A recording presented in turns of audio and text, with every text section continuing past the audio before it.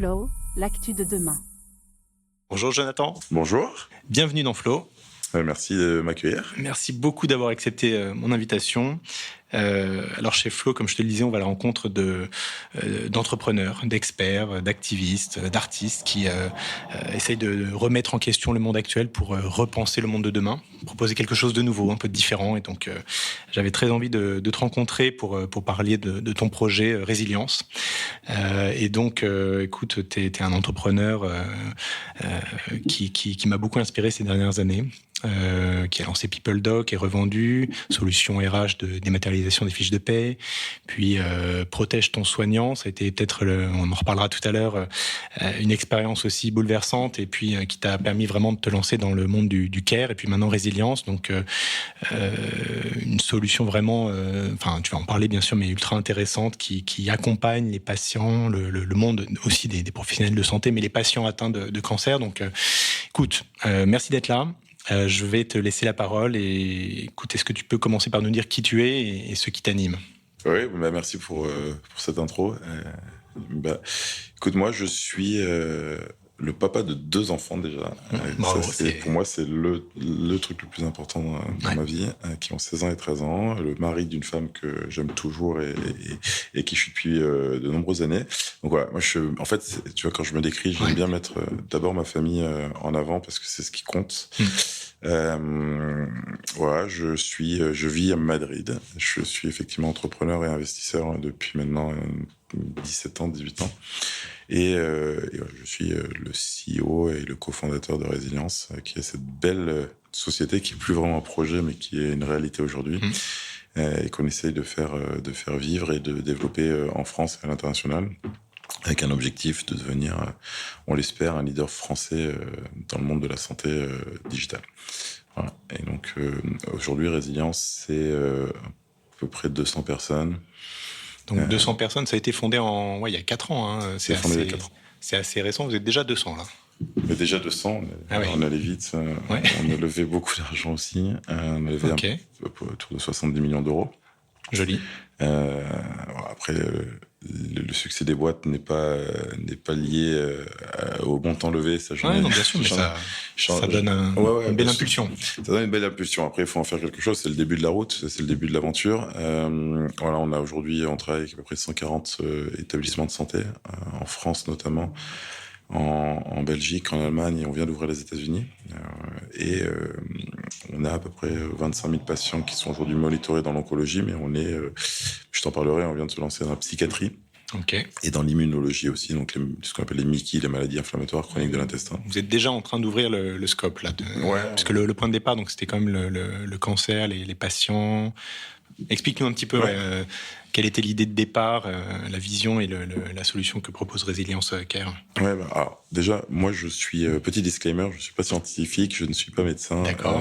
Donc je m'excuse. Non, mais moi non plus, donc ça va, t'inquiète. Parfait, mais je m'excuse pour les auditeurs si je dis des bêtises ou si j'écorche des mots, parce que je ne suis pas un sachant de ce monde-là. Donc, d'ailleurs, c'est intéressant de rentrer dans un monde dans lequel tu n'es pas sachant. Oui, bien sûr. Et en fait, d'apporter ta naïveté qui fait que tu fais plein d'erreurs, mais que parfois tu vois potentiellement des choses qui paraissent impossibles à certains, qui toi te paraissent potentiellement accessibles. Et donc c'est ça qui fait la force de... Sans a priori, quoi. Ouais, je pense que ça a fait un peu la force de Résilience. Donc alors, pour revenir, moi j'étais donc non sachant. J'avais, on parlera peut-être de mon parcours après, mais bien sûr. À un moment, j'ai une aventure qui a un peu changé ma vie. Je me suis dit, j'ai envie de donner mes 10 prochaines années, mes 20 prochaines années à un projet qui a du sens. Ouais. Ayant vécu le Covid, ayant monté Protège ton soignant, qui était cette sorte d'initiative citoyenne qu'on a montée, je me suis dit, en fait, la santé, pour moi, réunit un peu toutes les briques de mon projet en projet. C'est-à-dire que je peux redonner aux autres. C'est un marché qui est énorme et en même temps qui est untapped par l'innovation, par la data, donc et que je pouvais apporter potentiellement ma petite expérience. Et donc en commençant, on est allé voir Gustave Roussy parce qu'on s'est dit il faut qu'on aille voir les meilleurs si on veut monter, qu'on ait une ambition, monter un leader et qu'on ait une ambition importante, on doit aller voir les meilleurs pour discuter avec eux et pour voir ce qu'on peut faire avec eux. Et donc, on n'avait pas d'idée. Notre brief à l'origine, c'était de créer une boîte qui aurait un maximum d'impact sur un maximum de patients. Si tu veux, on n'a même pas choisi de pathologie. On s'est dit. C'est une belle ambition. Ouais, c'était parce qu'on sortait du Covid, parce qu'on s'est dit que il fallait qu'on puisse peut-être apporter un peu notre pierre à l'édifice, qu'on avait. Mais voilà, on s'était fixé ça comme objectif. Mais par contre, on s'était dit, il faut pas que ce soit une biotech. Il faut pas que ce soit. On veut pas faire de médicaments parce qu'on sait pas faire. Ouais. On n'a pas la compétence. Et puis c'est très long. Et tu réfléchissais donc avec Céline Lazorte. Exactement. Ouais. On était tous les deux. On avait monté à l'époque ensemble Protection Soignant avec d'autres entrepreneurs. Et donc, on allait voir Gustave Roussy. Et à l'époque, c'était Jean-Charles Soria et Fabrice André qui étaient les deux patrons de Gustave Roussy. Et on leur a dit, écoutez, voilà, nous, on a une très grande envie de monter une boîte. On a une petite expertise de déployer des solutions de software as a service au niveau global. Mais par contre, comme on n'y connaît rien, on a besoin de vous. Et alors, les mecs, ils se sont dit, mais attends, c'est la première fois qu'il y a une boîte qui vient nous voir en disant qu'ils ont besoin de nous d'extérieur parce qu'ils savent créer des boîtes spin-off. Et donc c'était marrant, c'est une situation où nous on a besoin d'eux, ils se disent waouh, c'est marrant que vous veniez nous voir. Donc deux mondes qui se rencontrent, qui ne s'étaient pas rencontrés jusque-là. Exactement. Et après, je pourrais en parler, mais pour moi c'est un des gros problèmes de la santé, c'est que les mondes ne se rencontrent pas. Bon, bref. Et donc en très vite on se dit ok, banco, allons-y. Donc nous on file départ à Gustave Roussy, on leur dit prenez le départ, et en fait comme ça on sait que si un jour on revendra Résilience, il y aura au moins une partie qui partira à la recherche, qui reviendra à la recherche. Donc il fait partie de l'aventure dès le début. Ouais, complètement. Okay. Avant d'avoir une idée. On n'a même pas d'idée. Okay. Et là, à ce moment-là, on va voir, on propose à nos potes entrepreneurs, billets, qui avaient gagné un peu d'argent avec nous avant, et puis au fond, qui avaient gagné de l'argent aussi avec nous avant, de repartir dans une aventure. Et donc, on lève 5 millions d'euros à ce moment-là, sans idée. Okay. Mais avec cette équipe, ce partenariat, et on se dit, on va chercher Nicolas Leringer, qui était le VP Engineering de Criteo. On va chercher à l'époque Mathieu Pozza, qui était le CPO de Litchi et MangoPay. On va chercher, on réunit une équipe sympa, et on commence à essayer de comprendre ce qui se passe. Et encore une fois, moi, je pense que les premiers calls, je comprenais 3 à 4% de ce qui se passait dans le call. Donc, c'est les fous rires permanents. Parce que tu sors de là, tu te dis, merde, mais qu'est-ce que je fous là?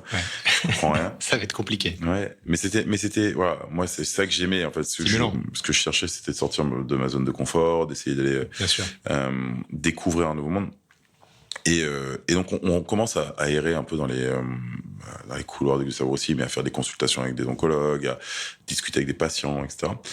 Et là, on se rend compte que le cancer est devenu une maladie chronique. Aujourd'hui, il y a 18 millions de nouveaux cas par an. Que malheureusement, je vais donner des chiffres qui vont vous faire peur, mais on estime que d'ici à 2040, il y aura 30 millions de nouveaux cas par an. Ah ouais. Ce qui est quand même incroyable pour une maladie contre laquelle, si vous êtes en 1989, il y a quand même Nixon qui a déclaré la guerre au cancer en disant qu'on le guérirait dans les 10 prochaines années. Et en fait, il n'y est pas encore.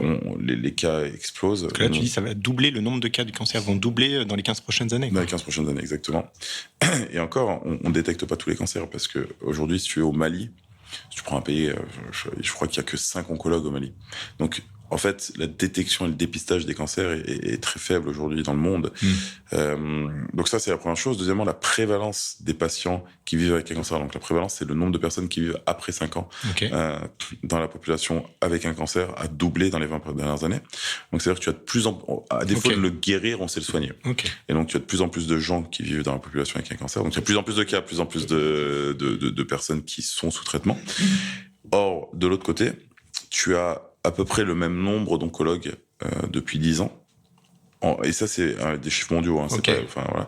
Et tu as de moins en moins d'infirmières et d'infirmiers. Je crois qu'il y a un chiffre qui m'avait été donné par Pascal Rocher, qui est le patron de Ramsay, qui me disait qu'il n'y a que 27% des infirmières qui terminent leur cursus comme infirmières.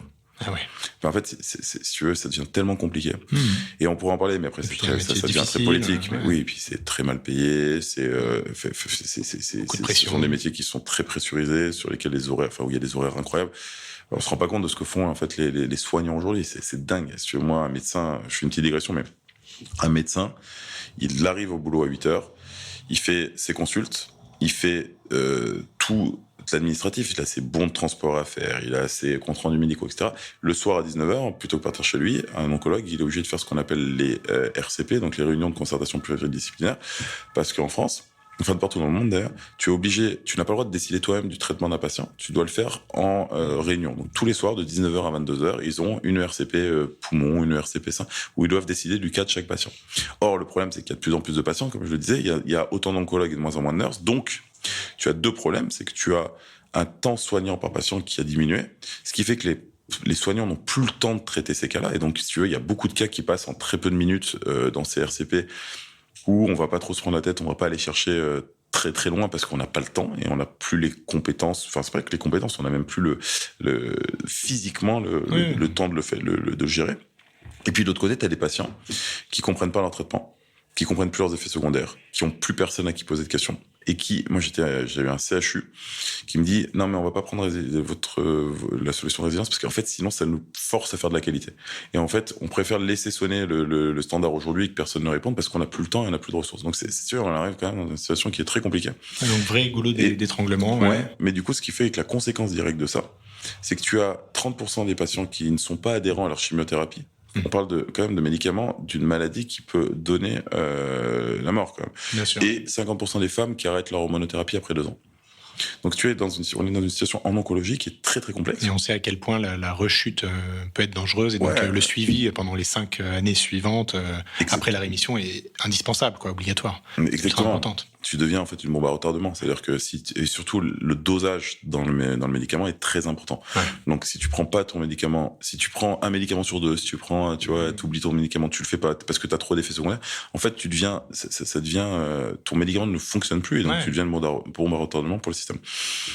Donc à la vue de tout ça, on s'est dit ok, ça veut dire qu'il faut qu'on creuse un peu et on peut potentiellement nous aider le patient à mieux comprendre son traitement, mieux comprendre ce qu'on appelle care pathway en anglais, mais donc son parcours de soins, et de l'accompagner dans sa venue à l'hôpital et dans ses interactions avec les soignants. Et c'est là qu'on a creusé un peu, et je me rappelle un meeting avec Stan Nyok de Doctolib qui m'a dit, regarde, en France, tu as 1 milliard de rendez-vous médicaux par an. Sur ces 1 milliard, il y en a un tiers qui ne sont que sur des questions que posent les patients sur leur maladie. Tu en as un tiers qui sont non qualifiés ou qui ne sont pas au bon timing. Je viens pas avec la bonne personne, je viens pas dans le bon hôpital ou je viens pas au bon moment. Tu en as un tiers qui sont qualifiés et qui sont au bon moment. Et puis tu en as peut-être 10 ou 15% qui sont pas faits, qui devraient être faits, qui sont aussi les bombes à retardement. Et donc, à la vue de tout ça, on s'est dit, ok, en fait, finalement, nous, ce qu'on pourrait essayer d'apporter, c'est essayer, finalement, de collecter de la donnée du patient pour pouvoir l'analyser et, en fonction de ses besoins, donc si ses besoins font des niveaux d'effets secondaires faibles, de lui proposer du contenu directement et en fait de manière préventive pour le rassurer et pour lui éviter de rentrer dans le système de soins, de pouvoir collecter ces effets secondaires, enfin les données liées à ces effets secondaires pour pouvoir derrière grader ces effets secondaires, générer des alertes potentielles pour le système de soins afin de réduire en fait finalement le besoin de rentrer dans le système de soins pour des patients qui n'en auraient pas besoin et donc de se permettre aux oncologues, aux nurses, etc. de se focuser, donc de se concentrer uniquement sur les 20-25% des patients qui ont besoin de rentrer dans le système de soins au moment donné. Et donc en fait, c'est comme ça qu'on s'est dit comment on peut faire ça.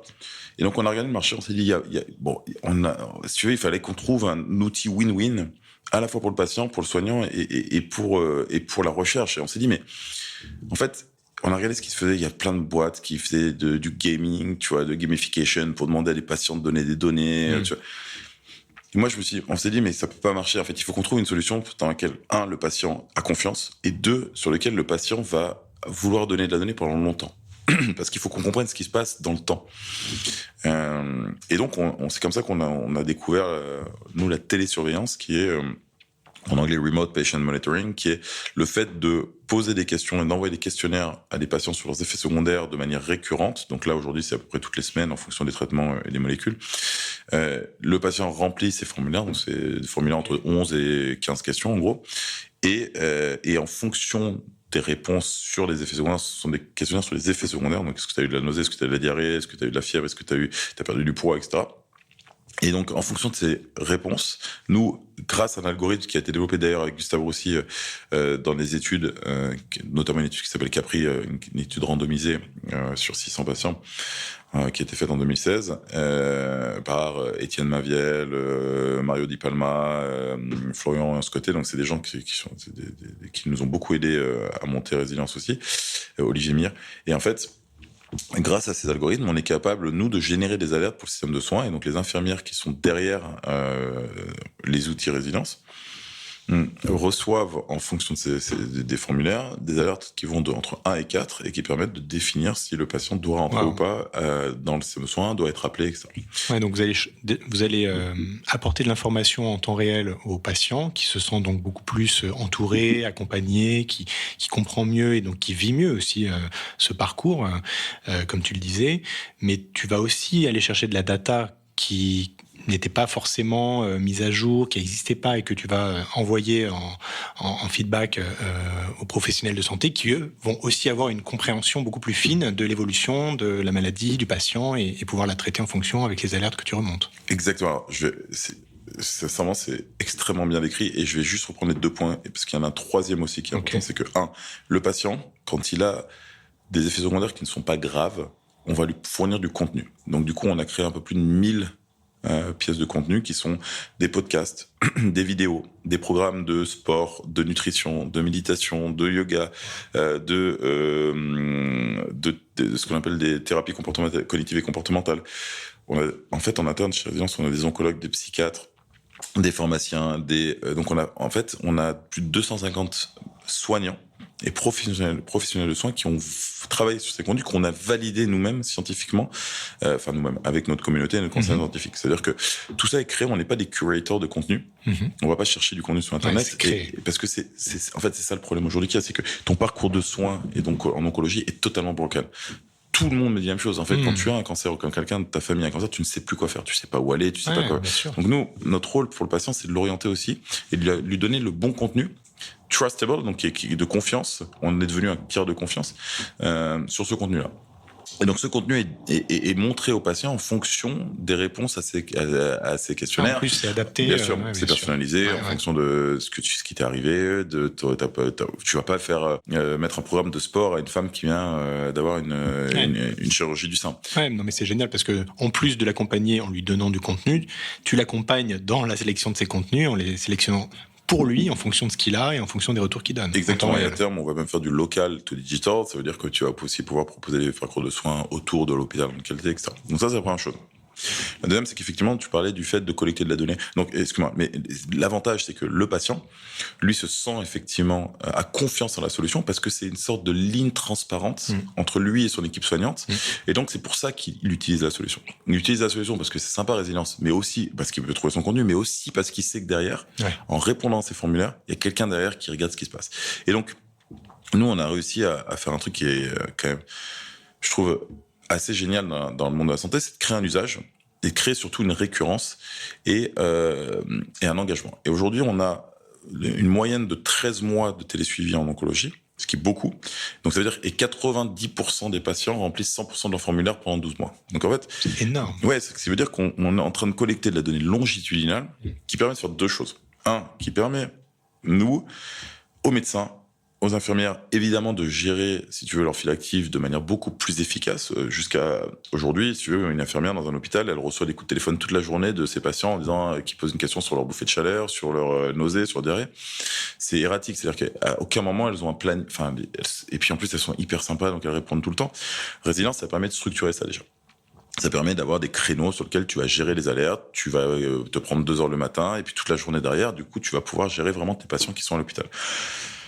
Ça permet une deuxième chose, ça permet en consultation, quand le patient arrive, de gérer et d'avoir une information sur tout ce qui est passé dans les 3 derniers mois. Un patient qui arrive en consultation, il a tendance à dire ce qui s'est passé dans les 2-3 derniers jours, mais jamais ce qui s'est passé sur le mois. Donc tu vois, un médecin peut regarder effectivement sur un bilan de santé Résilience tout ce qui s'est passé. Et puis, ça nous permet de faire une troisième chose pour le système de soins, c'est de prévoir, de faire de la prévision d'effets secondaires. Et donc, prévoir les toxicités d'un médicament, ça permet de faire beaucoup de choses. Et notamment, ça permet d'augmenter l'adhérence et l'observance d'un traitement, et ça permet de réduire les effets secondaires. Enfin, de réduire d'augmenter la qualité de vie. Pourquoi ? Parce que si je suis un patient, et que quand on m'a prescrit un médicament, je parle un Xeloda, et qu'on m'a dit, madame, vous allez avoir, parce que vous avez 47 ans, que vous vivez à tel endroit, que vous faites du sport ou pas d'ailleurs, eh bien, résilience, d'après les données de vie réelle qu'on a pu collecter, vous dit que vous avez 97% de chances d'avoir de la nausée pendant 3 jours. Vous avez 98% de chances d'avoir de la diarrhée de grade 3 pendant 7 jours, etc., etc. Si tu le sais en avance, en fait, tu es rassuré d'avoir la même chose que les autres. Ouais. Et donc, du coup, tu tiens. Tu te dis, ah bah, tiens, plus que 2 jours de diarrhée, je sais. Donc, ça veut dire que, en fait, automatiquement, tu augmentes son adhérence et ton observance à ton traitement et tu réduis le stress, en fait, du patient lié à son traitement. Bien sûr. T'as pas l'inquiétude d'avoir un effet secondaire qui n'était pas anticipé. Tu dis, qu'est-ce que c'est ? Est-ce qu'il y a quelque chose qui dérape ? Du coup, tu essayes d'appeler la personne qui te suit, qui a pas le temps, qui est déjà en rendez-vous. Et donc, ça augmente le stress aussi. Là, tout est prévu et géré. Exactement. Et c'est comme ça qu'on a réussi à prouver que, en fait, ces solutions-là réduisent de 2 jours le nombre de jours d'hospitalisation par patient et par an en oncologie, de plus de 30% la venue aux urgences et augmentent de 88% la qualité de vie des patients. Ce qui est énorme. Et augmente de 2 mois, enfin 1,9 mois, la durée de prise d'un médicament. C'est dingue. L'adhérence. Donc, du coup, en fait, on n'a pas la prétention de dire qu'on soigne, parce que c'est pas le cas. On n'est pas un médicament. Et c'est pas en faisant de la méditation que tu vas soigner un cancer.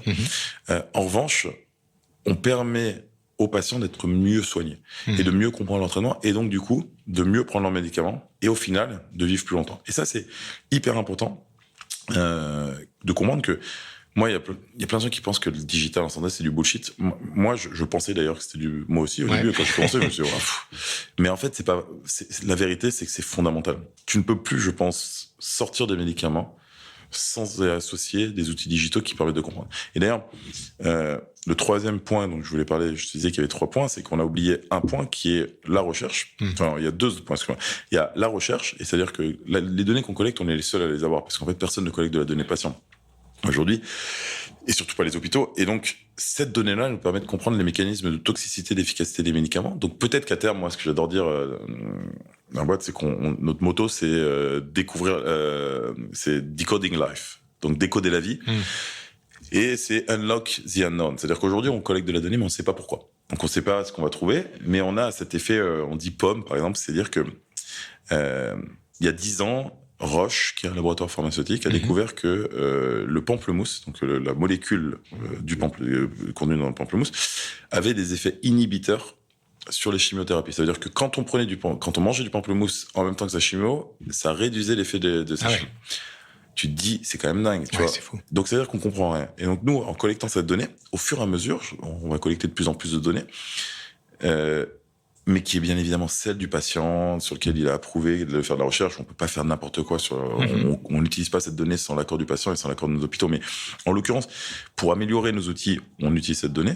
Et donc, on se dit que potentiellement demain, on va découvrir que manger des pommes pour une catégorie de population accélère certaines immunothérapies ou que passer dans un champ, je sais rien, je te dis des bêtises, mais tu vois, d'herbe tous les matins, ça permet de. Donc en fait, c'est assez fou, tu vois. Tu peux te dire que demain, on va découvrir des choses qui sont complètement inconnues aujourd'hui. Et ça va permettre de faire accélérer la recherche et ça va permettre en fait de faire des meilleurs médicaments.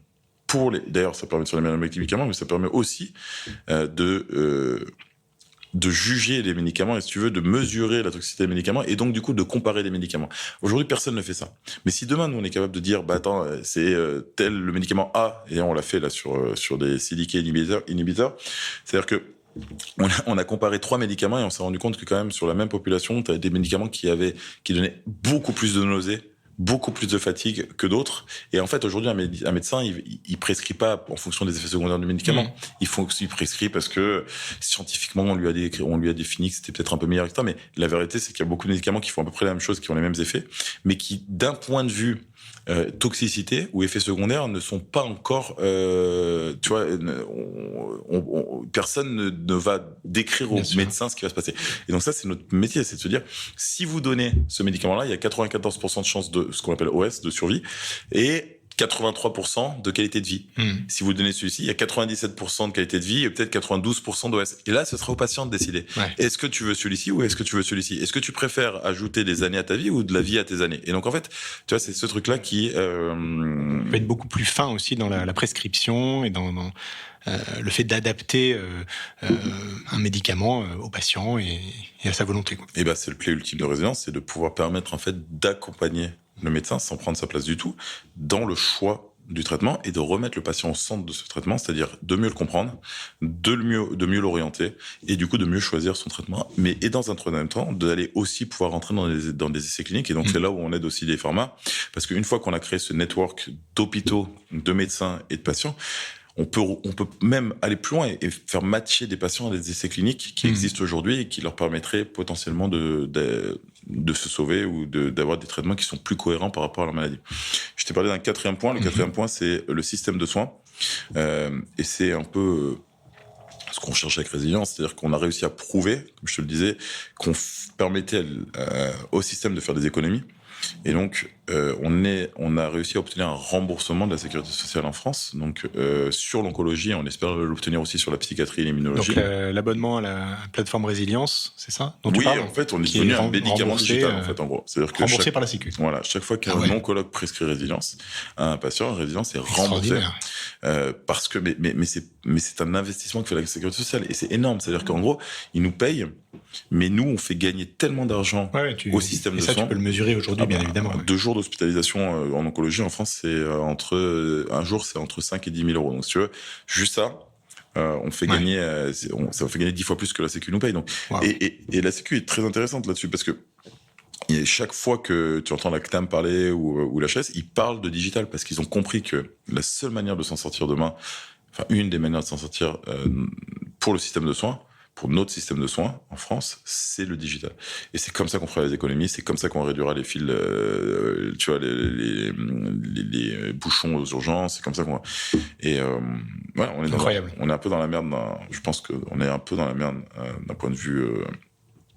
d'un point de vue santé en France, si tu veux, quand tu regardes les chiffres, c'est assez dingue. Mais personne n'a de solution. Et personne n'a de solution. Et je pense qu'on en apporte une qui est pérenne, qui est démontrable rapidement, qui est héroïste et qui est pas très compliquée à mettre en place. Donc, c'est pour ça que je trouve que la France est très très bonne là-dessus. C'est fou. Et qui interconnecte vraiment le patient, les professionnels de santé, les laboratoires et le monde de la recherche, et même l'État et le système de sécurité sociale. Donc. Exactement. En fait, tout le monde a y gagné. Ouais, tout le monde a y gagné. Moi, c'est la première fois que je monte une boîte où je me dis, putain, waouh. En fait, c'est marrant parce que j'en parlais avec Arthur, qui est notre DG, et qui me disait hier, on sortait d'un meeting et avec un grand groupe, et il me dit, mais c'est dingue parce que, en fait, c'est une boîte, c'est une solution où tout le monde a intérêt à l'utiliser. En fait, celui qui te dit en sortant d'un meeting, c'est qu'il a pas forcément de vision, parce que tu améliores tes soins, tu réduis tes coûts, tu augmentes tes capacités de ressources, tu améliores la qualité de vie de tes patients. Et en plus, tu paies rien. Parce que, tu paies rien. Excuse-moi. Tu fais faire des économies au système. Parce que, du coup, c'est autofinancé. Donc, c'est génial. La boîte est géniale. Et puis, surtout, moi, ce que je trouve génial, c'est le endgame. C'est-à-dire que le endgame, c'est que tu vas faire avancer la recherche. Et potentiellement, ce que je disais hier, c'est aussi, en fait, notre but de résilience, c'est de disparaître. C'est-à-dire que, en fait, en gros, nous, on sera super contents quand, si résilience disparaît, ça voudra dire qu'on aura trouvé un remède contre le cancer. Et donc, si on a pu y contribuer, c'est canon. Joli, incroyable. Sacrée vision et sacrée mise en place, effectivement, d'avoir réussi à créer un modèle complètement win-win-win-win. Patient, professionnel de santé, recherche et État, quoi. Donc, assez incroyable. Tout le monde a y gagné. Et donc, depuis 4 ans, donc vous êtes allé très vite. Donc, tu parlais des levées de fonds, de l'équipe qui a grandi, du fait que donc maintenant vous êtes effectivement remboursé par la Sécu, ça n'a pas dû se faire tout de suite non plus, mais donc très rapidement vous avez réussi à prouver en fait l'efficacité du modèle. Et donc aujourd'hui vous êtes en France uniquement, vous avez déjà réussi à ouvrir d'autres marchés. Alors nous on a une stratégie. Parce que l'ambition est globale aussi. Ouais, nous on a une stratégie qu'on appelle 3-3-2. En gros, on joue à 10. Enfin, on joue à 8. En gros, on a l'oncologie en France, en Allemagne et aux États-Unis. Donc, on a lancé l'Allemagne, là, qui commence bien. On a une dizaine de centres déjà en Allemagne qui utilisent Résilience. Et on est en train de négocier un remboursement avec l'Allemagne, avec le gouvernement allemand. Et on vient de lancer les US. On a 4 personnes aux US là qu'on a recrutées. Enfin, 2 personnes aux US, 2 personnes qui partent de France pour les US. Okay. Et on est en train de signer nos 2 premiers hôpitaux là-bas. Donc là, ce sera aussi sur un modèle de remboursement. Donc c'est parti. On est devenu une boîte globale. Et ça, c'est assez passionnant aussi parce que ça change la boîte. Tu vois, on est passé à l'anglais.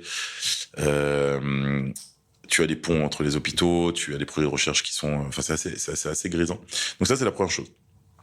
Le premier 3, c'est France, Allemagne, États-Unis. Le deuxième 3, c'est 3 pathologies. Donc en fait, comme on a construit une plateforme, en fait, comme un labo pharma, avec du réglementaire, du légal, du marketing, des sales, de la recherche, surtout beaucoup de médics, et puis de la tech, on s'est dit, en fait, autant le leverager pour d'autres pathologies. Et donc, on a décidé de se lancer dans 2 nouvelles aires thérapeutiques qui sont la psychiatrie, qui est aujourd'hui un marché qui est totalement abandonné en France, notamment, mais à l'étranger aussi. Donc, ça tombait bien. Il y a un grand défi national qui a été lancé. Enfin, c'est devenu un grand défi national là, cette année. Complètement abandonné, quel niveau Ouais, en fait, les patients sont en errance thérapeutique. Tu prends, ça prend, je sais même plus combien c'était de jours, mais je crois que c'est 160 jours pour avoir un rendez-vous, pour te faire prescrire un antidépresseur. Enfin, donc pas assez de professionnels de santé. C'est complètement bouteillé, il n'y a pas de financement. Une explosion des problématiques psychologiques. Il y a 8 millions de personnes qui sont atteintes de troubles psychologiques aujourd'hui en France. Donc c'est juste énorme. Et donc le même constat, en tout cas, ce goulot d'étranglement, problématique de compréhension, d'accompagnement. Donc, ce qui est encore plus fort que l'oncologie, parce que c'est même pas structuré, c'est-à-dire que tu vois aujourd'hui. Donc, on a décidé de se lancer sur la psychiatrie exactement sur le même modèle de la télésurveillance qui permet à la fois d'éviter les rechutes. En fait, ça, c'est un élément très important d'améliorer le suivi thérapeutique et d'améliorer le dosage aussi, parce que quand tu commences à prendre en fait des médicaments dans le domaine de la psychiatrie, il faut que tu doses en fonction de ton état au début de ton traitement pour essayer d'adapter ton traitement à tes problématiques. Et donc, on a lancé ça il y a 1 an, ça s'appelle Résilience Psychiatrie. On l'a fait from scratch, c'est-à-dire qu'il y a une équipe qui a développé ça en interne, et puis on a un patron de cette BU qui est canon. On a signé un premier partenariat avec Clariane, qui est le plus gros groupe de psychiatrie en France et en Europe. Et donc qui on a lancé, et puis là on est en train de faire un essai clinique qui a commencé là, avec 50 centres. Donc qu'on va finir d'ici, enfin qui a commencé. On va demander un remboursement là, dans les semaines qui viennent auprès de l'HAS. Superbe. Ouais, franchement c'est un projet extraordinaire. Et puis la troisième pathologie, c'est les MICI, les maladies inflammatoires chroniques de l'intestin. Donc c'est le monde de l'immunologie. Ah ouais. Donc maladie de Crohn et rectocolite chronique aiguë, et donc du coup qui sont des maladies qui touchent à peu près 300-400 000 personnes en France. Qui arrivent très jeunes, enfin autour de 30 ans, et sur lesquels il n'y a pas grand-chose non plus. Donc là, on a exactement fait, on n'a pas fait la même chose, on a racheté une boîte. Il y a 1 an et demi qui s'appelait Guticare, qu'on a accéléré pour aussi lancer une étude clinique qu'on a lancée là, et pour atteindre un remboursement aussi au début de l'année 2026. Donc si tout se passe bien, d'ici 6-8 mois, on aura 3 pays, 3 pathologies, et donc le 2, c'est 2 business models. On a un business model qui est lié à la télésurveillance et aux soins. Donc du coup, et on fait pas que la télésurveillance évidemment. C'est-à-dire que la télésurveillance c'est une première étape, mais on est en train d'ajouter de l'intelligence dans tout ça. Et c'est-à-dire que tout ce dont je te parlais de prédictivité, de toxicité, d'aide à la décision thérapeutique, c'est tout ce qui se fait aujourd'hui avec de l'AI chez nous et qu'on est en train de travailler, développer et sortir. Là, par exemple, on rajoute l'analyse des bilans bio des patients, donc on va corréler toutes ces données. On fait de l'analyse de la structuration des données cliniques. Donc en fait, on est en train de créer une database multimodale qui va permettre derrière de faire plein de choses, d'être un copilote pour le médecin et pour l'infirmière. Et donc ça, c'est le premier business model. Le deuxième business model, c'est un business model qu'on appelle Life Science, où effectivement, là, on participe à la recherche avec les labos pharma et on les accompagne dans leurs essais cliniques pour améliorer à la fois la qualité de vie des patients pendant les essais cliniques, mais aussi en apportant de la donnée pour faire des meilleurs médicaments. Donc, nous, on vend pas de données brutes. On n'est pas un broker de données. On n'est pas et à aucun moment on veut faire ça. C'est pas notre métier, c'est pas notre vision, c'est pas notre envie. Nous, on veut faire avancer la recherche et on veut aider tout le monde à décoder la vie. Et en fait, c'est vraiment notre objectif. et à essayer de comprendre des choses que personne ne comprend. Donc, énorme. Donc, voilà, si tu veux, la boîte grossit pas mal. Hein. On va faire 130% de croissance cette année. Wow. L'année prochaine, on va faire aussi 150%, je pense, 150, 160% de croissance. Donc ça va vite parce qu'en fait, c'est assez exponentiel quand tu lances de nouvelles offres, si tu veux. Tu vois. Et puis en plus, t'es dans un hôpital t'es dans un CH ou un CHU, tu es pas rentré sur l'onco, mais en fait, comme tu as fait des preuves, tu vois, c'est plus facile de rentrer sur la psy aussi, de rentrer sur l'immuno. Bien sûr, après, tu as raison, effectivement, tu as une plateforme, tu as créé quelque chose d'assez unique, personne, effectivement, a créé quelque chose comme ça avant vous, donc tu peux capitaliser dessus et puis ouvrir sur d'autres scopes, d'autres maladies ou d'autres... Ouais, non, c'est hyper intéressant. Mais après, c'est dur. Hein. Enfin, tu vois, c'est un monde dans lequel... je dis souvent, si c'était à refaire, je le referais pas. Ah oui. Mais tu dis ça à chaque fois. Non, mais beaucoup plus là, parce que, en fait, si j'avais su, au moment d'entrer dans ce monde-là, toutes les étapes qu'il fallait franchir pour en arriver là, pour en arriver là où on en est, franchement, je l'aurais pas fait. S'il n'y avait pas eu cette naïveté... c'est pas un cadre facile en plus. Là, non, mais c'est pas lié à la France, hein, et je trouve ça génial ce cadre, parce qu'en fait, finalement, ça sécurise les patients, ça sécurise les soignants, en fait, tu peux pas faire de la merde, tu es obligé d'avoir des niveaux d'excellence qui sont énormes, mais c'est vrai que c'est complexe, c'est-à-dire que ça coûte cher, c'est très scientifique, c'est très médical, ce qui est génial. C'était des compétences que j'avais pas et que j'ai toujours pas, et donc du coup, si tu veux, voilà, on n'est pas là à la simplicité, mais en même temps, moi, je trouve que je suis sorti de ma zone de confort, ça m'a fait... je trouve ça génial, tu vois, tu t'apprends des trucs tous les jours. Moi, je me mets parfois sur mon ordi, j'essaie de faire des mocks, tu sais, d'onco, psy, pour essayer de comprendre des trucs, parce que je maîtrise pas. Et donc, c'est vrai que on est arrivé à un stade où je pense qu'on a mis des barrières à l'entrée qui sont extrêmement élevées, qui fait que c'est une boîte qui est assez protégée. Et donc, on peut voir l'avenir assez sereinement. Alors que, tu vois, moi, mes boîtes d'avant, ou les boîtes dans lesquelles j'ai investi, c'est vrai que ça va plus vite. C'est plus explosif, mais tes barrières à l'entrée sont assez faibles et ton marché est assez limité. Ouais, donc t'évites des concurrents qui arrivent. Ouais, t'es pas à la limite de grosses levées de fonds qui font qu'il y a quelqu'un qui arrive sur ton marché. Là, sur ce marché-là, franchement... voilà, c'est solide, ouais. Quelqu'un peut lever 100 millions d'euros demain, je peux te dire que j'ai encore 3, 4, 5 ans avant que les voir poindre leur nez, et en même temps, c'est pas sûr qu'ils y arrivent, quoi. C'est une belle avance, ouais. Ouais. Donc mais déjà en 4 ans, vous êtes allé super vite. Hein.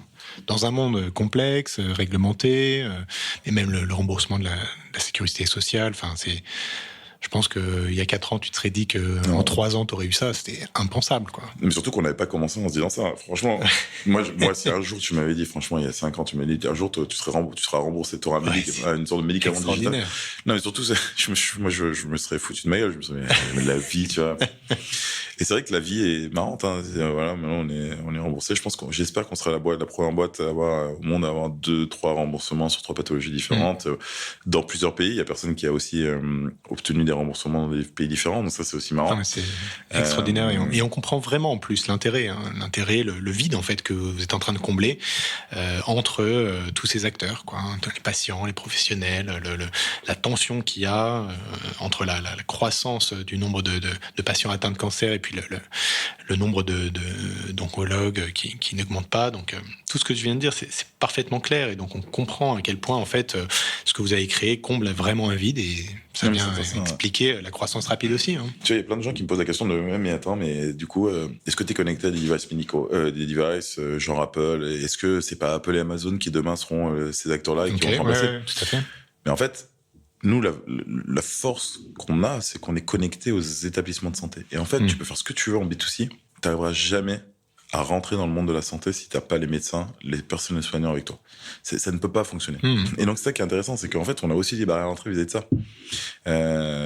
Ouais. Écoute, voilà, on verra où ça vient, où ça arrive. Moi, notre but, c'est pas, tu vois, moi, je suis pas dans une aventure, j'ai déjà vendu des boîtes avant, c'est pas mon objectif, c'est pas de vendre cette boîte demain, c'est de faire un parcours sur le long terme. Ah bah là, ouais, t'as de quoi faire. Ouais, et de tenir, tu vois, d'être une boîte française, déjà, je pense que c'est important. Une boîte européenne. Quand je dis européenne, c'est basé en Europe. qui se déploie, qui se développe, qui a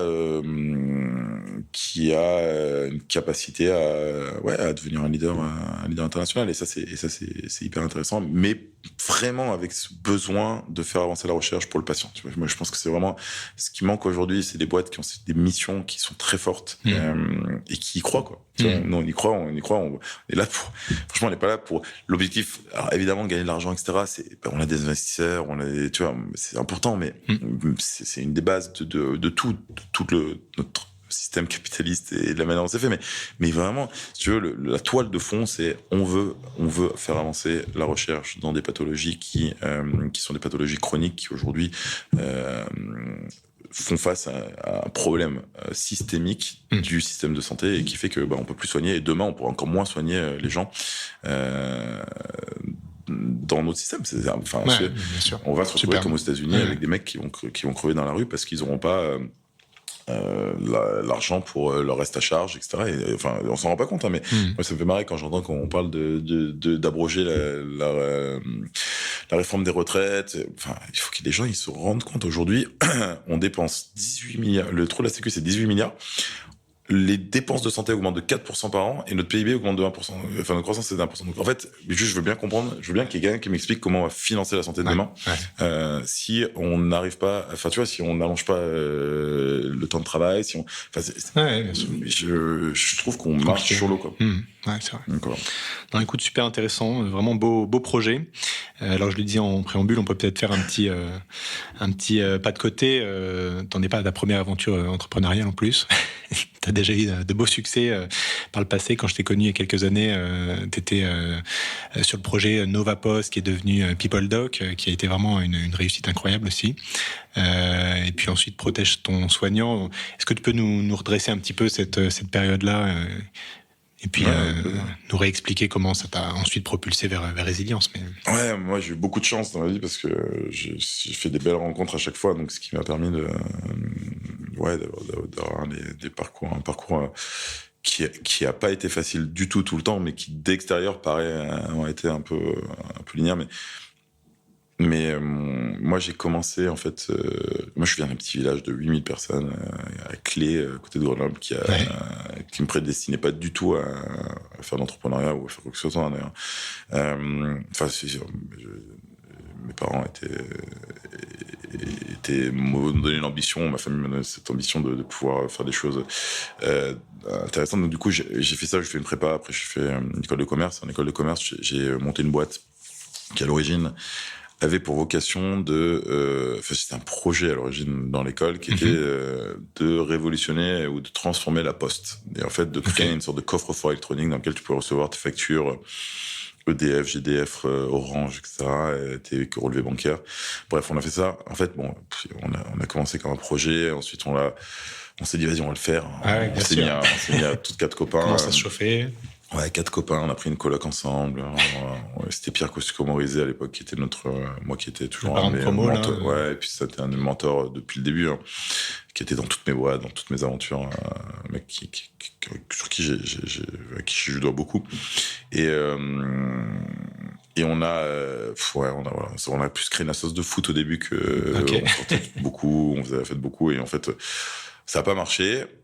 Et au bout de 2 ans, on a décidé de pivoter vers le monde des RH pour plein de raisons, parce qu'en fait, un des documents qu'on pouvait digitaliser, c'était le bulletin de salaire, et c'est comme ça qu'on a commencé. On a changé de nom, on s'appelait PeopleDoc. Et en fait, on a commencé par digitaliser les bulletins de salaire. Donc ça, c'était la première activité de PeopleDoc.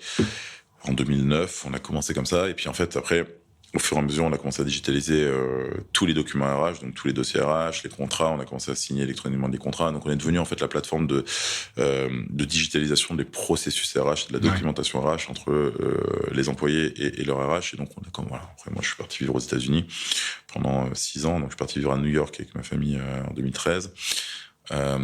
Cette boîte, c'est génial parce que c'est une boîte où on a fini dans 9 pays, on avait des bureaux dans 9 pays, on était une 70 en Allemagne, 100 aux États-Unis, une trentaine en Angleterre, 150 en France. Et on avait On croissait très rapidement, on avait 0 churn, on n'a jamais perdu un client, donc ça c'était ouf. Ah, c'est vrai que tu m'avais dit ça, t'as jamais perdu un client. Non, et chez Résidence non plus, donc moi j'ai créé des boîtes dans lesquelles j'ai jamais perdu de client.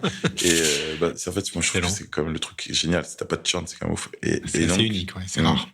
Et voilà, et donc moi à New York, voilà, c'était sympa. On travaillé avec tous les grands groupes, enfin beaucoup de grands groupes internationaux. On a Nestlé, Manpower, American Express, enfin, tous les grands EDF, GDF, bon, bref. Et un jour, il y a des mecs qui sont venus nous voir. J'étais en train de relever 50 millions d'euros. Je me rappelle, on avait 3 term sheets de fonds, et d'ailleurs on en avait signé une. Et du coup, il y a des mecs qui sont venus nous voir, c'est des partenaires à nous, et c'était une boîte extraordinaire qui s'appelait Ultimate Software, une boîte de 1 milliard d'ARR qui était cotée en bourse. Et le CEO était toujours le fondateur, enfin le fondateur était toujours le CEO, ouais. Le CTO était son gendre, enfin, le DRH était sa femme. Bon, une boîte familiale qui était nommé depuis 10 ans Best CEO of the World. Tu vois, ah ouais, d'accord. Bon, je les ai rencontrés, c'était un coup de cœur assez incroyable. Et pour moi, je me suis dit, putain, c'est exactement ce que j'ai envie de donner à mes employés comme home, enfin, tu vois, comme exit. Et là, si je relève de l'argent, en fait, ça devient un play hyper financier où du coup, demain, la seule solution, c'est de se vendre à SAP. Enfin, je sais pas, non pas que j'aimais pas SAP, mais c'est plus des boîtes financières, etc. Oui, puis c'est pas la même trajectoire, effectivement, pour tes employés. Ouais. C'est pas le même mindset derrière. Exactement. Donc, ils ont fait une première offre qu'on a refusée. L'histoire est assez marrante. On a refusé, ils ont fait une deuxième offre, on a refusé, on a fait mais c'était des déjeuners à New York pendant 4 heures avec le CEO sur des trucs où on parlait de tout et de rien sauf de ça. Enfin, moi, c'était marrant. J'ai qu'une période assez marrante. Et voilà, les mecs étaient géniaux, on a dit oui, et on a vendu. Il y a 0 personnes qui sont parties de la boîte. Ils ont augmenté les salaires de 30% de tout le monde au premier jour. Enfin, c'était juste dingue. Best place ever. Voilà. Et puis après, en fait, donc moi, on a vendu. Ça a été c'était une belle exit. Moi, j'ai rejoint, je suis devenu un des patrons de Ultimate Software. Ouais, cool. Je gérais tout ce qui était hors des États-Unis. Donc, j'étais exec, j'étais au board de la boîte. Donc, c'était marrant parce que moi, j'avais 34 ans. Donc, tu vois, j'avais monté une boîte. Je l'avais vendue. J'ai intégré une boîte cotée en bourse. Ça, c'était 2018, quoi. 2018. Ensuite. PeopleDoc, ça a été une dizaine d'années, quoi, à peu près. Ouais, c'est 10 ans. Ensuite, on a vendu Ultimate Software pour 11 milliards de dollars à un fonds coté au Nasdaq, un fonds qui s'appelait Hellman & Friedman, qui nous a racheté. Donc ça, c'était en 2019. Donc moi, en un an, j'ai fait toutes les expériences sur Go Private. Et 3 mois après, Hellman & Friedman nous annonce qu'ils veulent nous fusionner avec une de leurs boîtes de leur portefeuille. Donc moi, je suis passé de 500 employés à 12 000 en 18 mois. Je pense de faire 50 millions d'ARR à l'époque où on a vendu à 4 milliards. Ouais. Et et à ce moment-là, moi, PeopleDoc faisait 120 millions d'ARR. Moi, je gérais tout ce qui était hors des États-Unis, mais en fait, c'est devenu c'est devenu politique, c'est devenu très EBITDA driven. C'est un autre monde, et puis c'est. Ouais. Donc, je suis parti. Très sympathiquement, tu vois, on est mais voilà, ils ont très bien compris, tu vois. Au bout d'un moment, moi, j'étais resté 2 ans, et d'ailleurs, ils pensaient que je resterais 3 mois. C'est pas mal. Et donc là, on est rentré en Europe. 2 ans d'expérience dans le monde corpo, c'est intéressant. Très high level. Ouais, alors, le premier année, c'était pas vraiment du mode corpo. C'était une boîte qui faisait 1 milliard, mais c'était toujours une start-up, tu vois. Les boards, on fumait des cigares et non, mais sérieusement, c'était génial. Il y avait, en fait, 3 joueurs. Il y avait un joueur de basket pro, un joueur de baseball pro. Il y avait, c'était trop marrant, tu vois. On était dans des trucs. Moi, j'ai vécu le rêve américain. Dingue. Vraiment. Et donc, je suis rentré, on est rentré avec ma famille, on a décidé d'aller à Madrid. Bon, choix qui réunissait plein de critères, les écoles des enfants, tout sympa, bien sûr. Le temps, la qualité de vie. Bon, bref, on regrette absolument pas. Je pense qu'on ne bougera jamais de Madrid tellement c'est bien. Mais on est arrivé et du coup, moi j'ai commencé à investir. J'ai monté un fonds, un family office avec Clément, mon associé du PeopleDoc. On a beaucoup investi. Tu vois, on a fait, je crois, j'ai compté la dernière fois, je crois qu'on a fait à peu près 80 boîtes. 80 boîtes, ouais, mais. Ah ouais, énorme. Mais tu vois, notre stratégie à l'époque, c'était de se dire, on met dans plein de boîtes. En 5 ans, quoi. Ouais, en 3 ans, ouais. Ah ouais. On fait plein de boîtes. Non, mais oui, t'as raison, 5 ans, on va dire 5 ans, parce que sinon, ça fait fou. Non, mais, on fait plein de boîtes, et puis, de toute façon, c'est la stratégie, c'est de diversifier. Et bien sûr. Ce qui a très bien marché, parce qu'on a gagné bien notre vie. Et mais ce qui en même temps nous a un peu tous les deux ennuyés. En gros, on se disait, franchement, en fait, c'est du casino, tu t'investis, ça revient pas. Bon, fine, mais en fait, finalement, en fait, on s'est rendu compte tous les deux qu'on avait, il y avait un truc, c'est qu'on n'avait plus envie de gagner de l'argent pour gagner de l'argent. On a eu de la chance, on a gagné bien nos vies, on n'a plus forcément besoin de bosser, mais en fait, on a besoin encore d'avoir des aventures mais là, pour le coup, qui ont du sens. Tu vois, moi, j'ai vraiment envie de... Et puis de piloter l'aventure, quoi. Ouais, j'avais envie de me lever le matin avec de l'adrénaline, avec voir le résultat, être un meneur d'hommes, avoir des gens avec qui j'ai envie de bosser. Pas juste investir, quoi. Ouais, et avec qui, tu vois, je peux partager, je peux construire des beaux trucs. Bon, et ça, c'était... Et donc, juste avant le Covid, j'étais dans cette dynamique-là. Ma femme m'avait dit, mais Joe, mais c'est plus toi, là, regarde, arrête, t'as envie de te relancer, assume le fait que t'as envie de te relancer. Parce que moi, je me disais, oui, je veux être libre, je veux plus de contraintes, je veux plus, tu vois, c'était dans un trip un peu un trip post-vente. Ouais, tu te cherches, tu te cherches vraiment. Tu cherches à te réinventer. Alors moi, j'ai pas déprimé, j'ai pas de truc, mais tu vois, j'étais quand même, parce que j'ai kiffé, je faisais chercher mes enfants tous les jours à l'école, je faisais des tennis tous les jours. J'ai vraiment profité. Mais je crois que je suis fait pour moi, en tout cas, maintenant, j'ai fait le deuil, ou entre guillemets, c'est pas le deuil, j'ai accepté le fait de me dire que, en fait, j'aime bien ça. Mais il faut le faire d'une manière qui te plaît et dans laquelle t'as beaucoup de contraintes, mais t'as pas des contraintes qui vont à l'encontre de ce que tu aimerais avoir comme vie. Surtout si t'es passionné, quoi. Ouais. Mais moi, chez PeopleDoc, tu vois, moi, j'avais un motto, c'était je ne travaillais jamais après 19h. Donc, pas de mail après 19h et pas le week-end. Et tu vois, et je l'ai tenu, je pense vraiment, dans 95% du temps. Joli. Et c'était un truc qu'on faisait. Et moi, je prenais toutes les vacances de mes enfants, toutes. Tu vois, je prends, je pense, 7 semaines par an. Et je l'ai refait avec Résilience, tu vois. Avec Résilience, c'était, on travaillait pas après 19h et, moi, je bosse pas le week-end. C'est clair et net, tu vois, je vais pas faire. Et donc, bon, sauf les congrès qui sont le week-end, mais bon, voilà. Et pour donc, du coup, juste avant le Covid, je me dis, j'ai envie de remonter un truc. Je réfléchis, j'avais pas du tout pensé à la santé. Tu vois, je regardais. Clément a monté un fonds dans la transition énergétique. Ok. Et moi, j'avais envie de monter une boîte. Tu vois, donc lui, il avait pas envie de remonter une boîte. Donc on s'est dit, moi, j'aurais rêvé de remonter un truc avec lui. Mais bon, le Covid est arrivé. Et bref, au bout de 2 jours, je tournais en rond, j'en pouvais plus. Et c'est-à-dire que Thomas Clausel nous contacte en me disant il faut absolument qu'on aide un hôpital en Alsace. Ils ont pas de masque. Est-ce que ça vous dit de mettre quelques milliers d'euros chacun et donc il avait fait un groupe. Je me rappelle plus. Il y avait Céline Lazorte, il y avait Tatiana Jama, il y avait Daniel Marelli qui était le fondateur de Deezer, il y avait Alex Bonillo qui était fondateur de Zenly, il y avait Sacha Loiseau qui est en biotech. Il y avait, on était quelques-uns comme ça. Et il me dit, et on commence à se mettre ensemble. Et puis au fur et à mesure, tu vois, à réunir nos frères, nos sœurs, nos meilleurs employés, nos trucs. Okay. Et on se retrouve 150 sur des groupes WhatsApp. Avec hyper structuré, tu vois, avec des groupes WhatsApp sur tel sujet. On commence à créer une chaîne de logistique où on check. En fait, parce que le problème, c'est c'était le commerce de la mort. Donc, tu avais plein de faux, plein de trucs. Donc, on commence à mettre des chaînes de check, de marquage d'entrée dans le territoire, de douane. Enfin bon, un truc de dingue. Tu vois, quand tu as des entrepreneurs qui se mettent ensemble et qui ont aucun autre intérêt qu'aider le pays, c'est complètement fou. D'ailleurs, ça peut être une des solutions à notre gouvernement aujourd'hui. Et donc, on fait ça, on lève 8 millions d'euros, et on finit, en fait, le truc part complètement. 8 millions d'euros en combien de temps? En 3 jours, enfin, je sais pas, en 4-5 jours. Ah ouais. Et du coup, on achète du matériel médical de partout dans le monde. Tu vois, on a frété des jets privés, des cargos, des trucs. En Chine, en Turquie, en Tunisie, enfin c'était assez dingue. Et donc on a acheté des dizaines de millions de masques, on a été le premier acheteur de pousse-seringues en Europe devant les États. Ah ouais.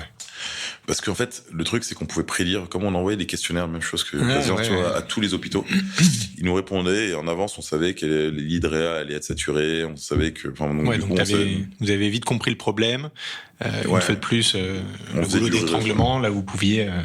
aider un petit peu. On faisait du proactif plus que du réactif, donc du coup, et on a livré tout ça gratuitement évidemment. Tout le monde nous a aidés, l'État nous a aidés. En fait, les députés nous ont aidés, les ministres nous ont aidés. Tu vois, on était au téléphone avec le ministère de l'Intérieur toute la journée pour passer les douanes. Enfin, on a fait une vente aux enchères de toutes les stars françaises qui ont mis leur leur porte-bonheur en vente, tu vois. Donc, t'avais IAM qui a mis, je sais pas moi, son disque d'or, t'avais Prost qui a mis son casque, t'avais Goldman qui a mis sa guitare. Enfin bon, tu vois, que dire comme ça. On a fait une vente de vin, on a rouvert 40 restos. En fait, on a cuisiné pour 200 000, on a fait 200 000 repas en l'espace de 3 mois. Tu vois, c'est dingue parce que t'en avais les camions qui tournaient de partout, etc. Bon, c'était génial. Et on a fini, en fait, ce truc-là en couvrant l'opéra Bastille avec JR, où on a fait des portraits de chacun des soignants qui étaient dans le truc. Bon, voilà. Donc, c'était une aventure qui a changé ma vie. Fou. Et voilà, qui m'a vous après... été actif pendant le confinement. Ouais, quoi. Moi, je me levais, je me couchais à 2h du mat, je me levais à 7h du mat. Enfin, c'était vraiment dingue. Wow. Et bon, moi, comme j'avais pas de boulot à ce moment-là, tu vois, j'ai pas de boulot fixe, j'ai géré ça à temps plein.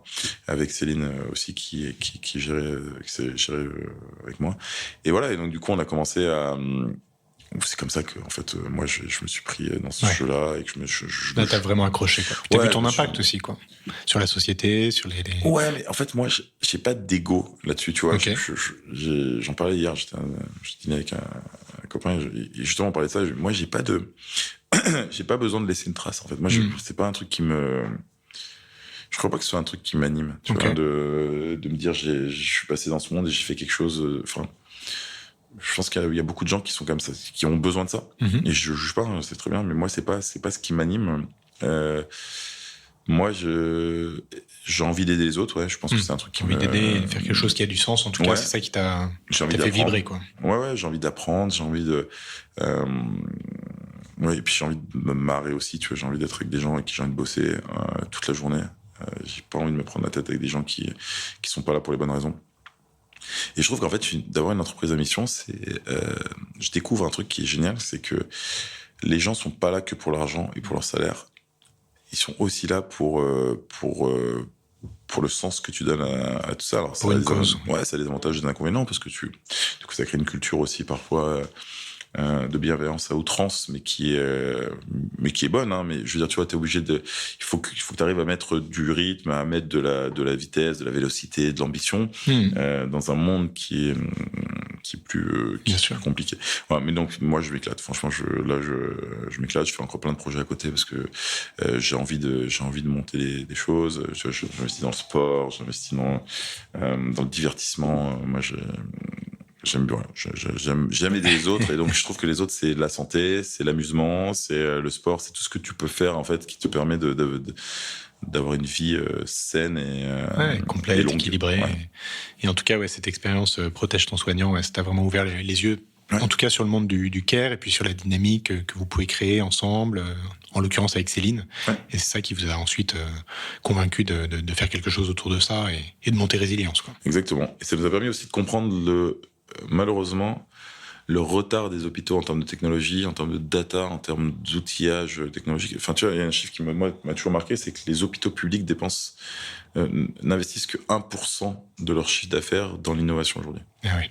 Ouais, en fait, donc, tu m'étonnes que les hôpitaux soient encore au Moyen-Âge en termes d'innovation. Si tu regardes la santé et la médecine, ça n'a pas changé depuis 1000 ans. En fait, enfin, tu vois, je caricature un peu, hein. Il y a bien évidemment les techniques ont évolué, et évidemment on est bien mieux soigné aujourd'hui qu'avant, mais je parle du système de la santé, c'est-à-dire que tu arrives dans un endroit où on te voit à l'accueil, on te donne une fiche. Alors, franchement, t'as encore les feux d'or aujourd'hui, tu vois. On te dit, voilà, vous allez voir tel médecin que tu connais pas, qui t'a jamais vu, qui t'a jamais suivi, tu vas le voir pendant 10 minutes, un quart d'heure, on te rend une autre fiche avec ton diagnostic, on te donne une prescription de médicaments et tu rentres chez toi et tu vas revenir dans 3 à 6 mois si t'as un autre problème. En fait, dans le monde dans lequel on vit, c'est quand même dingue. Tu vois, aujourd'hui, on est capable de suivre tout ce qui se passe. Tu vois, tu suis ton avion pour savoir où est-ce qu'il arrive, à quelle heure exactement, etc. On n'est pas capable de suivre un patient pour savoir ce qui se passe dans sa vie au quotidien et pour pouvoir l'accompagner. Non, des enjeux de prévention énormes aujourd'hui, hein, et je pense que la prévention fera qu'on va s'en sortir. Prévention primaire, prévention secondaire, prévention tertiaire, t'as des dépistages, tu vois. Aujourd'hui, je crois que c'est une femme sur 2 qui fait son dépistage sur le cancer du sein. C'est tellement hallucinant qu'on n'arrive pas à pousser les gens à aller se dépister. Bon, voilà. Donc, je pense que la santé, tout à faire, tout à construire. Ouais, mais on est, je pense, à l'aune d'une révolution. Maintenant, je pense qu'il faut changer quelque chose. Par exemple, tu vois, c'est intéressant de voir que d'un côté, t'as des médecins qui me font halluciner. C'est des médecins qui sont à la fois médecins et à la fois experts en AI. Moi, j'ai vu des mecs, je vois des gens, mais qui sont dingues. C'est-à-dire que sur leur quotidien, sur leur soirée, ils codent. Mais je te jure, c'est hallucinant. Et après, à côté de ça, par contre, t'as la grande majorité qui sort d'école qui n'y connaît rien, parce que dans tes études, tu as pas de cours de tech, t'as pas de cours de finance, t'as pas de cours de business. Pas du tout intégré, ouais. Et donc, je pense qu'il faut rajouter cette interdisciplinarité qui n'existe pas aujourd'hui. Réussir à faire des ponts entre les écoles, entre les formations, entre les hôpitaux, tu vois, les faire travailler ensemble. Peut-être, moi je pense pas, peut-être, mais je pense sincèrement qu'il faut changer notre système de financement de la recherche et des projets aujourd'hui. Je pense qu'on saupoudre trop sur des petits projets qui arriveront jamais à être commercialisés. Et en fait, plutôt que de mettre des plus gros tickets dans des boîtes qui ont vraiment du potentiel, tu vois, je pense que ça, c'est un sujet qu'il faut falloir retraiter. Mais voilà, je pense qu'on a les meilleurs chercheurs au monde, on a les meilleurs médecins au monde, on a les meilleurs écosystèmes au monde. La France est le pays idéal pour lancer ce type de projet. Mais ouais, si on arrête de se plaindre et qu'on arrête de croire que ça va pas marcher, je pense que c'est là où, je pense que oui, je pense qu'il faut avoir beaucoup d'optimisme, de l'ambition. Si tu pars, c'est comme dans tout, si tu pars en te disant je vais pas réussir parce que mon pays c'est de la merde, tu réussiras pas. Il y a pas à se poser de questions, si tu veux. Si tu pars en te disant je vais créer les bases des fondations d'une boîte internationale, je vais me mettre les gens, je vais aller discuter avec les gens, je vais leur expliquer pourquoi, je vais les éduquer, et en fait les gens sont pas contre, c'est-à-dire qu'il y a personne qui est contre notre pays, qui se dit non, je vais leur bloquer la route pour pas qu'ils y arrivent. En fait, tu vois, moi j'entends souvent la HS, c'est horrible, etc. Mais en fait la HS, leur but c'est de protéger les patients, les soignants, et pas de créer des boîtes. Enfin, tu vois, donc ils ont des critères, et il faut respecter ces critères-là. Si tu es bon et que tu investis, que tu as la bonne équipe, tu réussiras de toutes les manières à passer franchement. Voilà. C'est là où vous êtes bon, hein.